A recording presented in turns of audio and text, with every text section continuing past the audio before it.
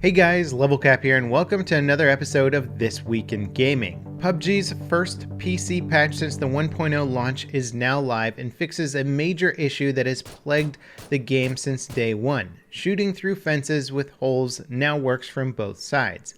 Previously, bullets would only penetrate through one side of these fences, leading to some very frustrating firefights. Issues like this can prevent games from being taken seriously on a competitive level, so it's good to see Bluehole finally addressing it, or PUBG Corp, whatever they're called now. As for the rubber banding and general lag issues with the game, the devs did some server optimization to help reduce the problems people are having. Unfortunately, it sounds like there's a lot left to fix. The devs cited upgrading the game engine to the latest version and some content updates as two of the many factors causing the game's network and performance issues. On Xbox One, a small patch was pushed to address some crashing and reduce intermittent lag. The most recent console patch also enabled players to join the squad game mode without matchmaking with random players.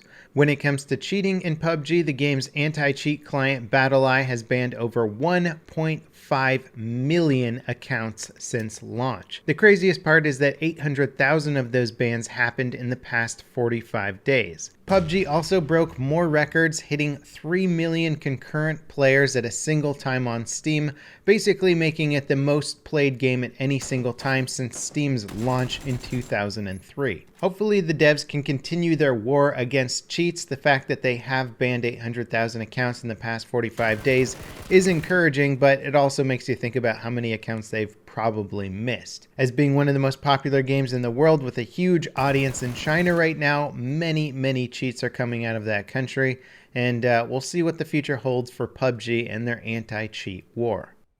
Despite many rumors about Destiny 2's next DLC currently buzzing around multiple news sites, it's hard to be excited for the game's future. Players are up in arms about the game's microtransaction system, the EVERVERSE, being used to lock free holiday content behind a paywall. At launch, over 50% of Destiny 2's cosmetic content was locked behind paid microtransactions.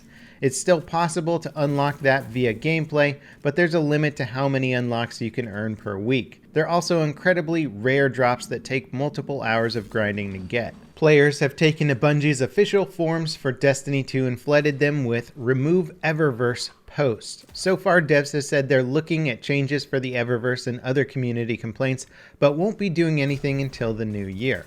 This is all on top of Bungie getting caught artificially inflating the XP grind in Destiny 2 and subsequently slowing down the XP progression to a crawl while they work on a solution. All things considered, 2018 could be the year that makes or breaks Destiny 2's long-term future. The game's next DLC is rumored to be called Gods of Mars and will feature a new enemy faction, new areas to explore, new missions, adventures, weapons, co-op activities, and more. If the rumors are true, players can expect the expansion to release in March of 2018. Star Citizen 3.0 is now live. The update has been delayed for several months and is probably the biggest update to the game since launch. The most talked about new feature is, of course, planetary landings. Star Citizen is finally starting to look more like an actual game instead of just an expensive tech demo. That said, the new build has a lot of issues, mainly with the performance and crashes. 3.0 launched shortly after the devs released a new vertical slice video showing off Squadron 42, the game's single-player component. It looks really incredible and is one of my top 10 games for 2018. Be sure to check out the video I did on it linked in the video description.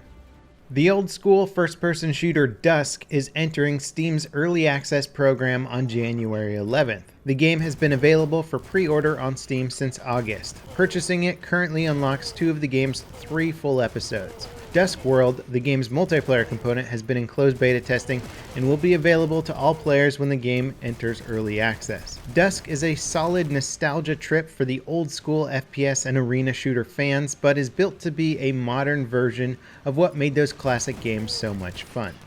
A gameplay trailer for the upcoming FPS Dead Dozen has been released. It looks like a cross between Rainbow Six Siege, Call of Duty Zombies, and Trouble in Terrorist Town. The trailer shows 9 human players squaring off against one player-controlled monster. As the players die, they turn into zombies that aid the monster in killing the remaining players. Dead Zone looks like it's very early in development, with the gameplay representing a pre-alpha build.